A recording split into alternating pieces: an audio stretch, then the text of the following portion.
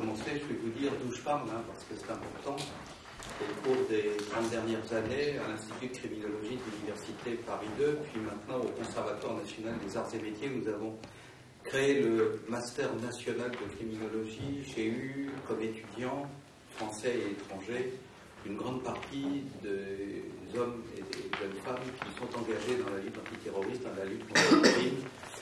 Il y a 3 endroits en France où s'organise la lutte contre le terrorisme, l'un qui se trouve au ministère de l'Intérieur, le deuxième qui se trouve au secrétariat général de la sécurité et de la défense, la SGDSN, de la défense et de la sécurité nationale, le troisième qui concerne le renseignement extérieur. Les 3 hommes en charge de ces 3 bureaux précis sont tous les 3 d'anciens étudiants à moi. Pareil pour un nombre important d'officiers de gendarmerie, magistrats. Et ce que je vais vous dire là n'est pas mon sentiment et une lubie personnelle. Je me fais le porte-parole de tous ces professionnels de la lutte contre le crime et contre le terrorisme et qui, à travers ma bouche, donnent leur diagnostic sur la situation actuelle. La France aujourd'hui a un seul problème de sécurité. Un seul, d'où découlent absolument tous les autres. Je vais prendre comme exemple des cités hors contrôle, complètement dominées et dirigées par des criminels dont il a été question ces derniers temps dans la presse. C'est le quartier de la Grande Borne entre Grigny et Viry-Châtillon, quartier où le 8 octobre dernier, 2 policiers ont été cernés par une bande de voyous qui ont mis le feu à leur voiture, qui les ont empêchés de sortir. L'un des 2 policiers a été atrocement brûlé, est aujourd'hui encore entre la vie et la mort. L'autre une femme a été gravement brûlée. Et c'est de la même cité dont provenait Amélie Coulibaly, qui est l'auteur du massacre à l'Hypercacher en janvier 2015. Vous voyez donc que de ces quartiers sort à la fois des activités criminelles graves, comme d'attenter à la vie de gardiens de la paix, détenteurs de l'autorité, et deuxièmement, des bouffées et des actes de terrorisme. Tous les individus qui ont fait couler le sang en France depuis le début de l'année 2012, Mohamed Merah à Toulouse, les frères Kouachi, les Koulibaly 1 et 2, les frères Abdeslam, en partie en France, en partie en Belgique, provenaient tous de ces quartiers, ces cités hors contrôle, qui sont aujourd'hui, en matière de crime organisé et en matière de terrorisme, le seul problème de sécurité de la France. Nous tenons naturellement en dehors de notre analyse ce qu'on appelle la criminalité en col blanc. Les gens qui sont dans les grandes banques et qui piquent des milliards, etc., c'est pas du tout la même forme de criminalité. Eux vivent naturellement ailleurs que dans ces quartiers-là. Je parle de ce qu'on appelle la criminalité des rues. Et si on prend les 700 quartiers plus ou moins bien contrôlés et la centaine de quartiers ou cités carrément hors contrôle, à propos desquels, une fois, il s'agissait de ceux du nord de la ville de Marseille, le président du conseil régional, Michel Vauzel, socialiste, a utilisé le terme affolant de quartier en sécession. Vous avez tous en tête ce que c'était la guerre de sécession, n'est-ce pas? Donc le mot de sécession est un mot grave. Et donc dans ces quartiers-là, l'ordre au quotidien, au jour le jour, est assuré par des bandes de voyous, de gangsters, qui font régner la loi du silence. J'en veux pour preuve que le 8 octobre, c'était 55 jours, et au jour d'aujourd'hui, personne n'a été arrêté. On a arrêté des vagues comparses, un vague de garçons qui avait pris des photos, un autre qui avait donné un jerrycan d'essence, mais ceux qui cagoulent sur la tête se sont livrés au crime et ont cherché à donner la mort à des policiers français, sont toujours libres et ils ne sont pas, me disent des amis au ministère de l'Intérieur, prêts d'être arrêtés. Ces quartiers-là, il y en a à peu près 700 en France, où il y a une tentative d'instaurer le loi du silence, des quartiers dans lesquels on vend de la drogue, des quartiers dans lesquels on a organisé dans les caves des marchés aux voleurs, on va voler des biens et des produits dans des supermarchés ou des hypermarchés en pillant les hangars et après ça on les vend dans les caves, des quartiers où se passent aussi des crimes terribles de prostitution forcée, des quartiers où logent des migrants clandestins. Ces quartiers-là, puisque ça regroupe à la fois des activités criminelles et des activités terroristes, sont à mi-chemin entre la cour des miracles et la piste au civil. Il n'est pas possible à l'heure actuelle à un individu privé, pourvu qu'il soit d'origine européenne, de mettre la pied dans ces quartiers-là, il est immédiatement entouré, chassé, parfois rossé, et où on lâche les chiens après lui, et ce sont des quartiers extrêmement dangereux qui sont complètement en dehors de la République. De tout ça, j'ai une montagne de documents à votre disposition, des témoignages, des films ont été faits en caméra cachée. Tout cela est absolument sûr et certain, et tout le monde, du haut en bas du gouvernement, le sait. Cette situation dure et ne fait qu'empirer depuis avant même le début des années 80, puisque la première fois on a tenté de mettre un peu d'ordre dans ces quartiers, c'était sous M. Pompidou, c'était donc facilement au début des années 70. Le premier qui se soit penché sur le sort de ces quartiers était Pierre Messmer, Premier ministre, et donc ça fait 50 ans, facilement un demi-siècle, que le désordre règne dans ces quartiers, que l'ordre criminel s'y implante, et rien n'a jamais été fait. Rien n'a jamais été fait pour pallier, parce que bien entendu, un enfant de 4 ans moyennement doué comprend qu'à partir du moment où quelqu'un tire des coups de pistolet dans le plafond d'une banque, c'est pas là où on va aller apporter son argent pour le faire fructifier. Donc, bien entendu, ces endroits-là sont hors contrôle.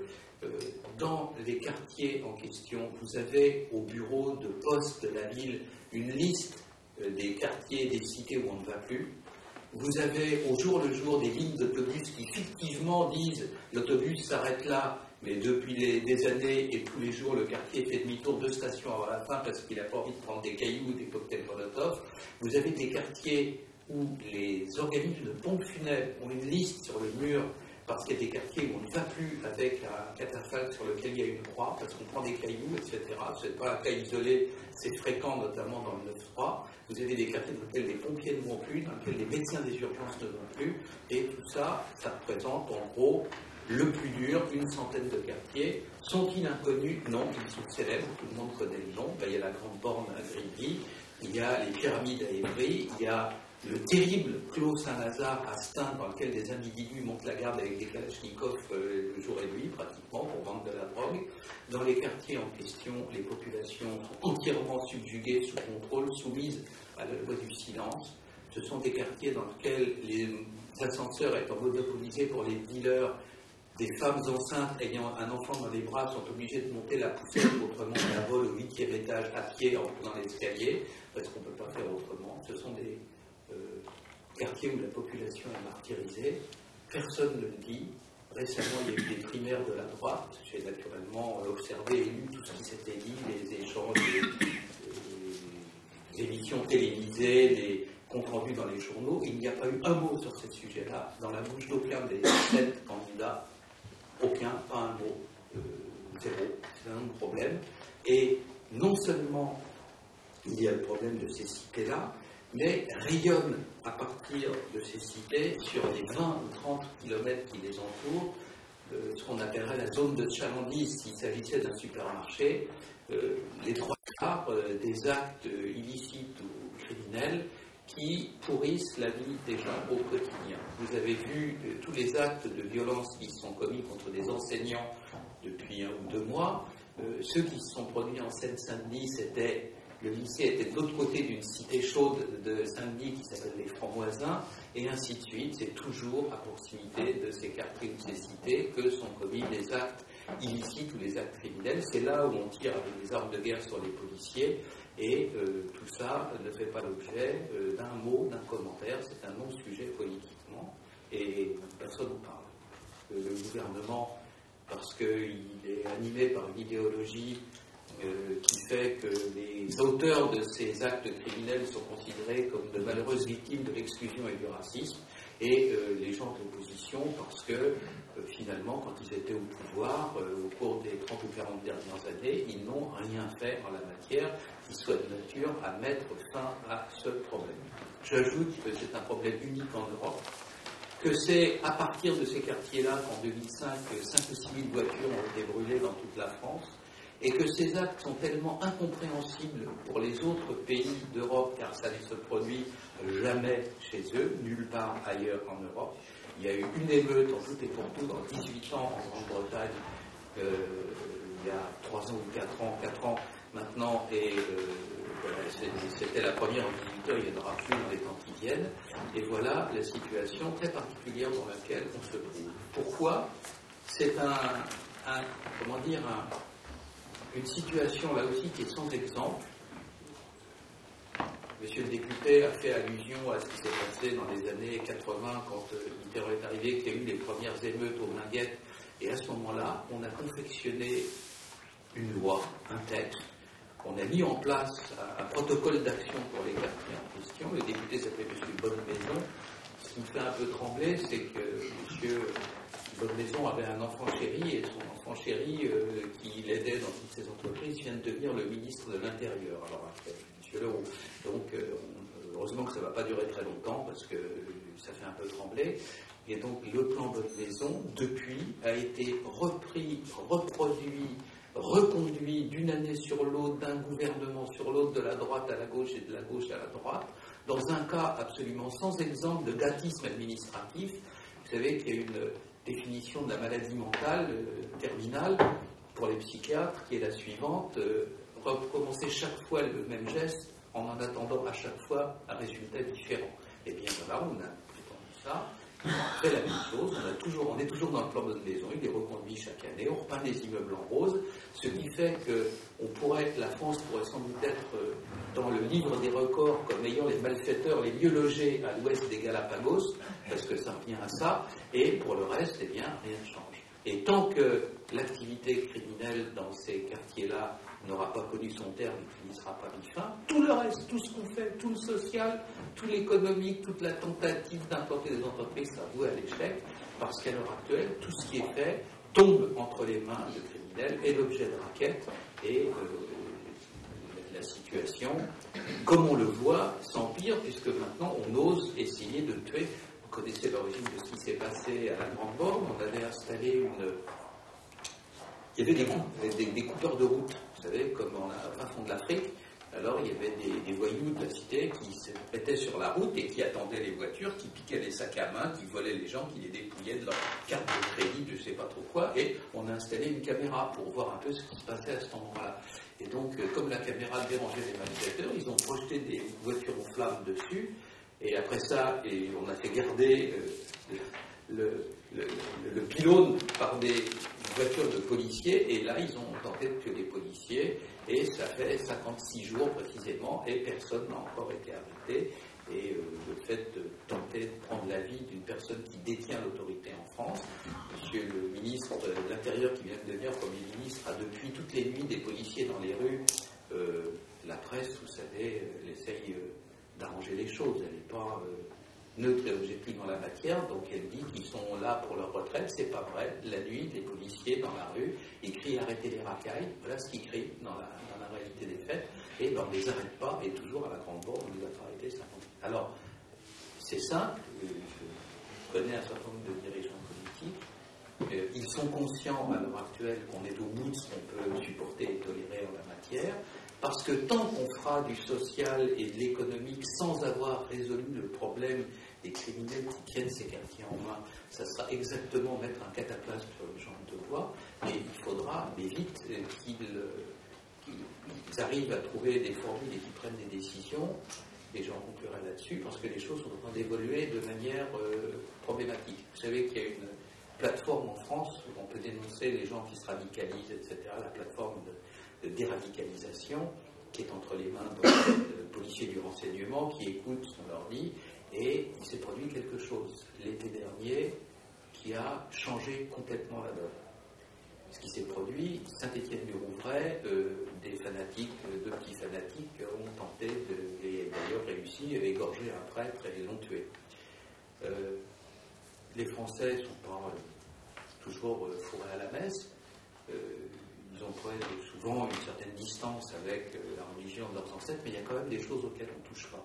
Et depuis, les réactions à la plateforme de déradicalisation, qui sont la seule façon dont le peuple français peut dire « je m'inquiète de ceci », il y a un type dans l'appartement à côté, il se laisse pousser une barbe, il n'était pas comme ça avant, il commence à injurier les gens, etc. Et depuis, la population a changé. La population, avant, quand il y avait un attentat, il y avait une période où les gens étaient assommés, et ils commençaient à appeler la plateforme 2 jours après. depuis cet acte-là, les coups de téléphone arrivent tout de suite et les gens sont exaspérés. Les policiers, naturellement, qui reçoivent oui, alors il y a mon fils, il va pas bien, regardez comment il se conduit, etc. Mais c'est des policiers de grande expérience, des gens blanchis sous le harnais, et ils essayent de dire, mais attention, vous savez, le fait de porter une barbe, ce monsieur, par exemple, n'est pas forcément islamiste. Là. Donc faites attention, donc on essaye de relativiser. Et depuis cet acte du mois d'août, les gens explosent tout de suite en disant, d'accord, vous voulez rien faire, ok, on va s'en occuper nous-mêmes. Et ça commence à sentir la prise en compte de ces problèmes directement par la population, et notamment à proximité des quartiers en question. Donc c'est en train de sentir mauvais. Il faut vraiment prendre le problème en main, et naturellement il y a ces problèmes de sécurité immenses. Oui. 70% de la criminalité des rues se produit, je vous dis, dans un rayon de 20 ou 30 km. Ce qui se passe dans les lycées, ça se passe à cet endroit-là. Ce qui se passe dans les réseaux de transport, les gens agressés, ça se passe aussi à partir de ces quartiers-là ou à proximité d'entre eux. Et voilà la raison pour laquelle c'est un sujet à ne pas laisser traîner. Donc merci M. Beaufreton et merci à M. le député et merci à ceux qui sont venus ici, parce que rentrez chez vous, si vous parlez à des gens, Hitler, là, c'est un sujet, ça va nous exploser à la figure. C'est unique en Europe, ça ne se produit nulle part ailleurs. On l'a toléré trop longtemps, des gens se sont enhardis. La prochaine fois, Dieu sait ce qu'ils vont faire, d'autant plus que un certain nombre d'entre eux ne se contentent plus d'être des bandits, c'est devenu en même temps, par basculement dans le fanatisme, des terroristes capables de faire des actes comme le Bataclan et compagnie. S'ils venaient d'un quartier Molenbeek, là, à Bruxelles, mais le quartier était exactement le même, et il était exactement dans le cadre de cette politique de la ville aussi, qu'on nous impose depuis 30 ans et qui ne fonctionne plus. Je ne sais pas si c'est l'habitude de poser des questions à la fin, mais s'il y a des questions, voilà, je suis prêt. Merci beaucoup de ce premier éclairage. Moi, j'en aurais une. Le marasme économique dans lequel on est depuis une trentaine d'années, avec un chômage de masse, avec une croissance qui ne permet pas de trouver du travail pour tout le monde, n'arrange certainement pas les choses. Mais est-ce que vous pensez que le retour d'une expansion économique relative qui permettrait d'améliorer la situation de l'emploi pour tout le monde, et donc y compris pour ces territoires-là, serait de nature à arranger les choses, ou bien pensez-vous qu'aujourd'hui, les deux sont déconnectés et qu'au contraire, cette croissance aviverait encore plus le besoin de mettre la main sur des richesses nouvelles et accroîtrait encore ce sentiment de puissance de ces bandes organisées qui aujourd'hui dépouillent la pauvreté, mais qui demain pourraient dépouiller des gens qui retrouvent du travail et qui retrouvent une certaine insertion dans la société. Donc est-ce que croissance économique et criminalité sont liées aujourd'hui ou pas? Dans les secteurs en question, non, ça n'a rien à voir. Vous avez des individus qui, petit à petit, patiemment, des fois vite, des fois lentement, ont réussi à mettre la main sur un certain nombre de quartiers. Les quartiers en question sont sortis de l'économie.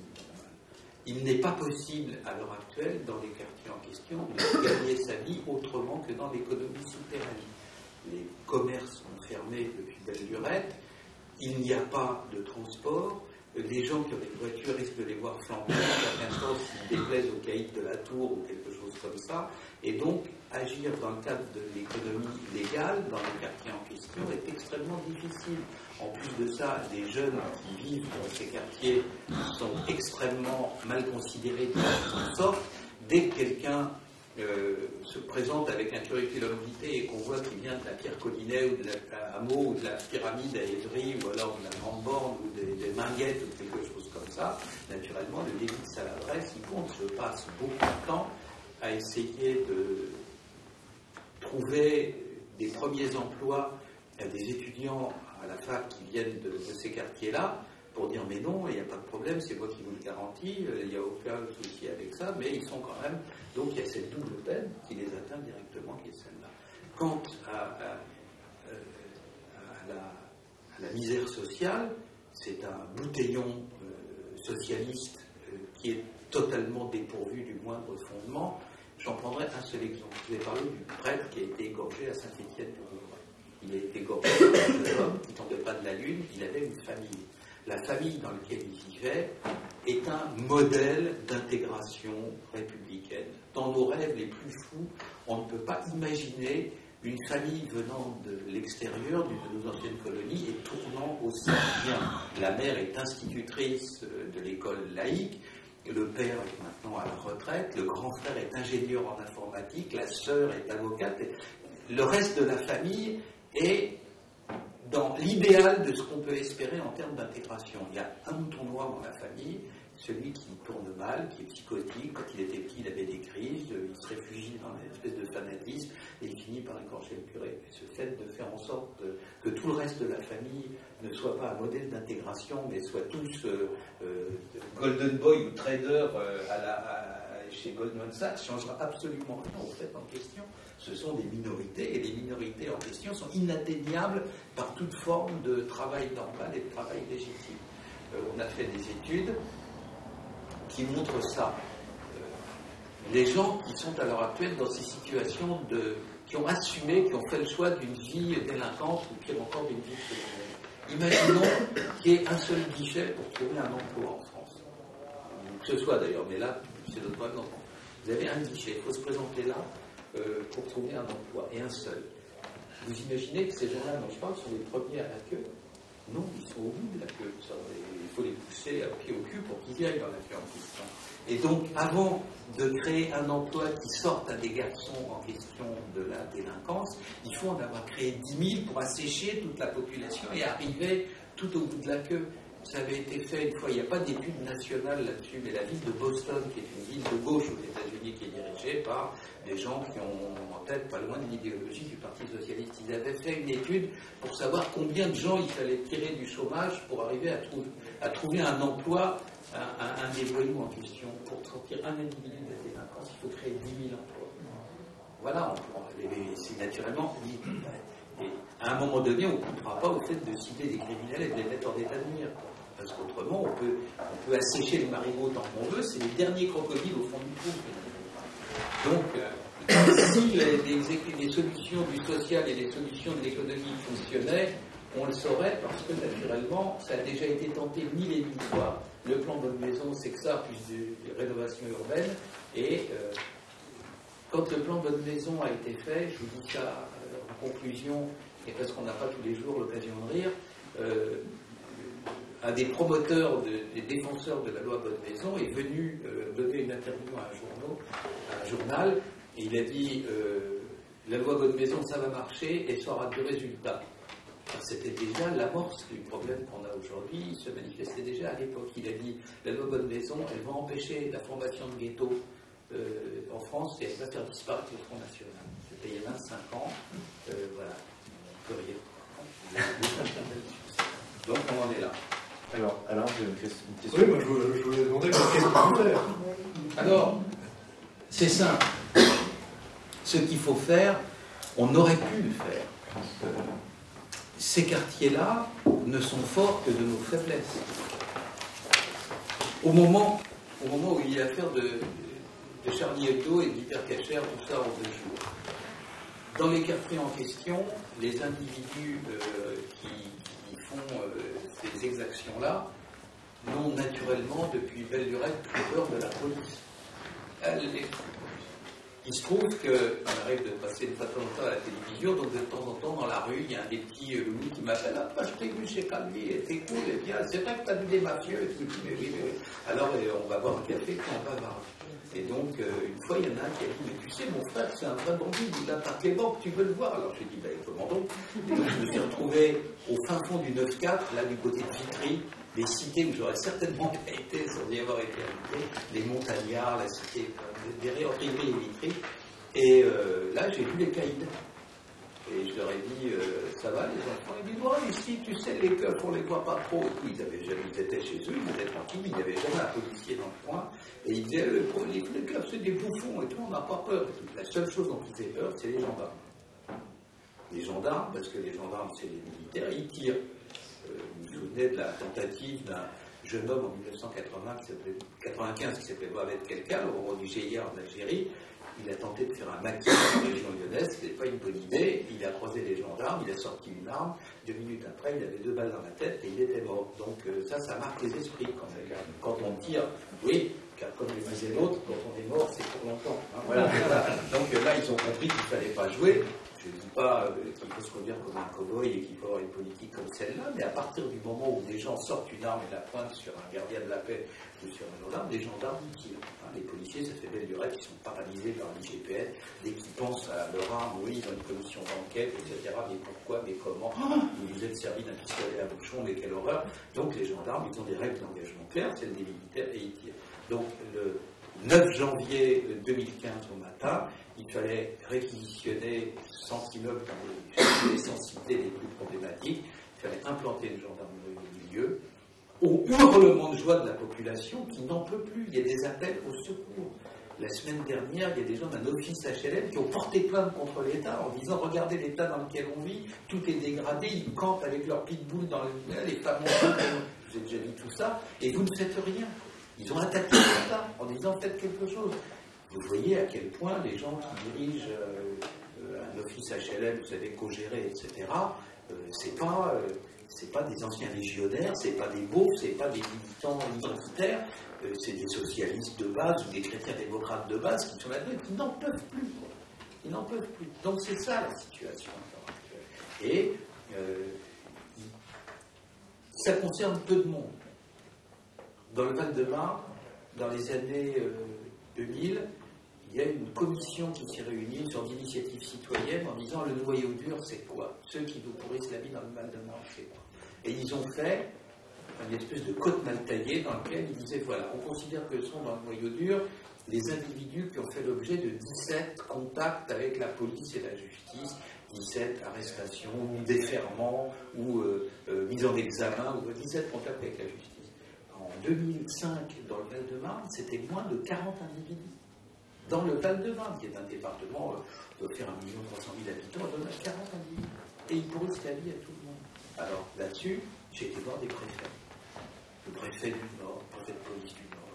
Alors vous, ceux qui posent des problèmes, ça fait combien de monde?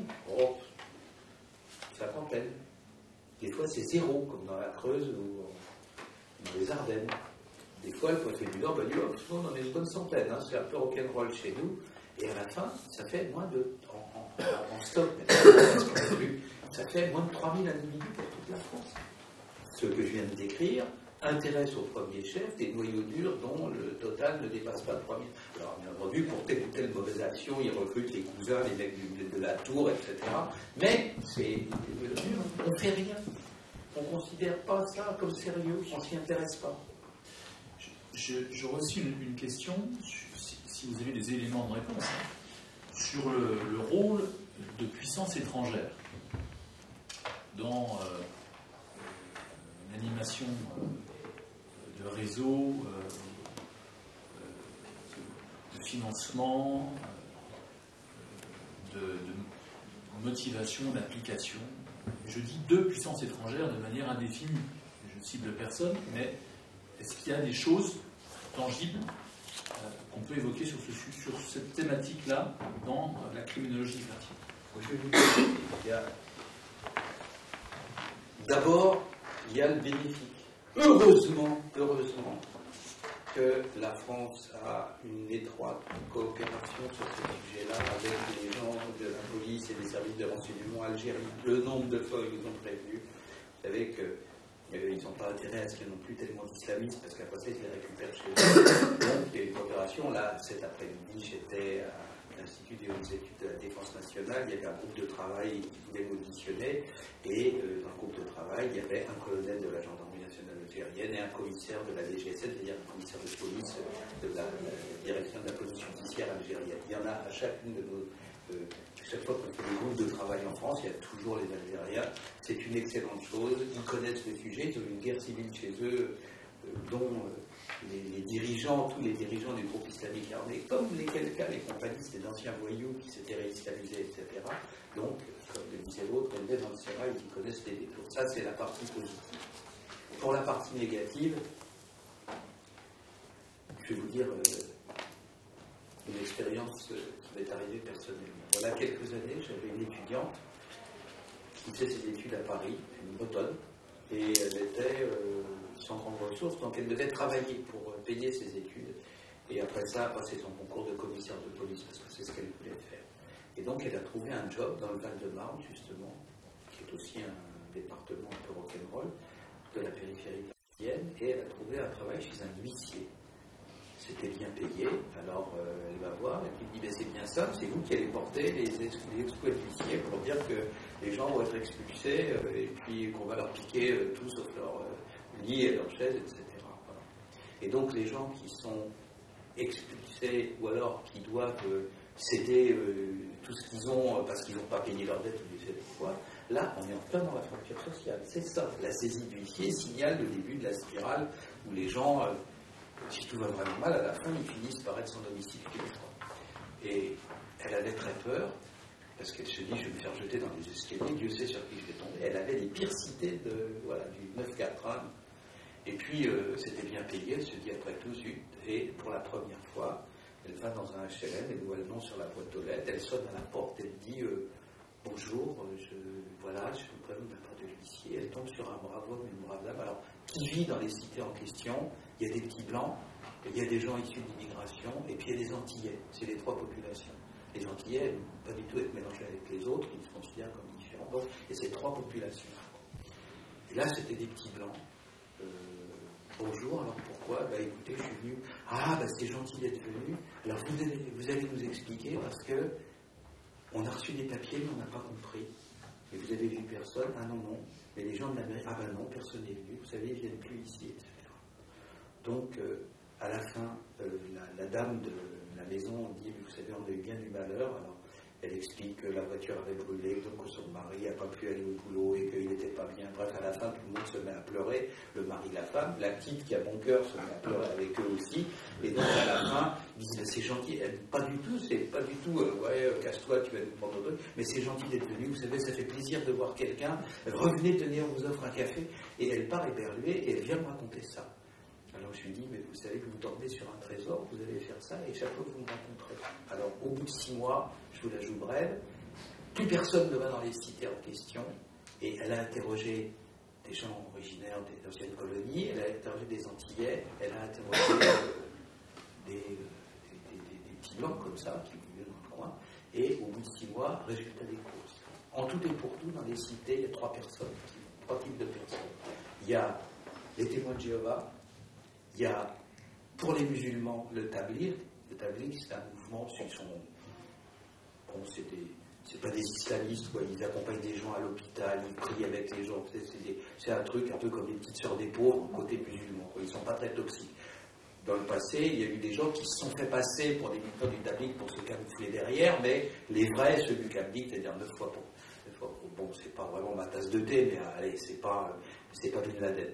Et les militants du Front National. C'est les seuls qui voient. Voilà.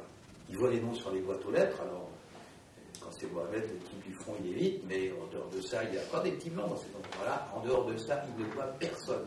Dans le 9-4, c'était pendant longtemps les municipalités communistes, ils ne voient même plus les gens des municipalités. Les gens des municipalités ont perdu le contact avec ces populations-là. Ils voient encore les derniers ouvriers, le PC voit encore les ouvriers qui bossent et qui sont encartés à la CGT, les autres, il a complètement perdu le contact. Et voilà, c'est pas un complot qui vient d'Arabie Saoudite, c'est rarissime qu'il y ait des prêcheurs vraiment durs qui aillent dans ces cités-là, mais il y a ces trois-là, et puis personne d'autre. Alors, des fois, quand je suis avec des gens du PS qui disent oui, mais quand même, etc., je dis, mais attendez, je leur raconterai, je dis, vous avez qu'à y aller, personne ne vous interdit. Pourquoi vous les avez abandonnés, tous ces gens-là? Pourquoi ils ne peuvent plus compter sur vous? Qu'est-ce qui fait? Ah, mais oui, mais tu comprends, etc. Je dis, ok, vous êtes dans le 16e, là, au Saint-Germain-des-Prés, mais là-bas, dans le 9-4, on ne vous voit pas souvent, dans le 9-3, pareil. Les gens sont abandonnés. Et quand ils voient, et toujours, même quand c'est des gens qui pourraient être hostiles, mais ils sont tellement heureux de voir quelqu'un, un être humain, quoi, qu'il leur explique, alors voilà, on va vous prendre ça. Ah, mais vous savez, oui, mais on n'avait pas payé, mais on avait les verres. Tout le monde chiale. Elle n'a jamais autant pleuré de sa vie qu'à chaque fois qu'elle allait dans les quartiers en question. Parce que les gens sont malheureux, ils sont abandonnés, personne ne leur parle, personne ne s'intéresse à eux. Et voilà la situation, voilà ce qui se passe. C'est dans la périphérie des grandes villes, je ne sais pas comment ça se passe dans les villes moyennes, mais dans la périphérie des grandes villes, c'est la désertion totale. Plus personne s'intéresse à eux. Alors, ceux qui leur parlent, ils leur parlent. Voilà.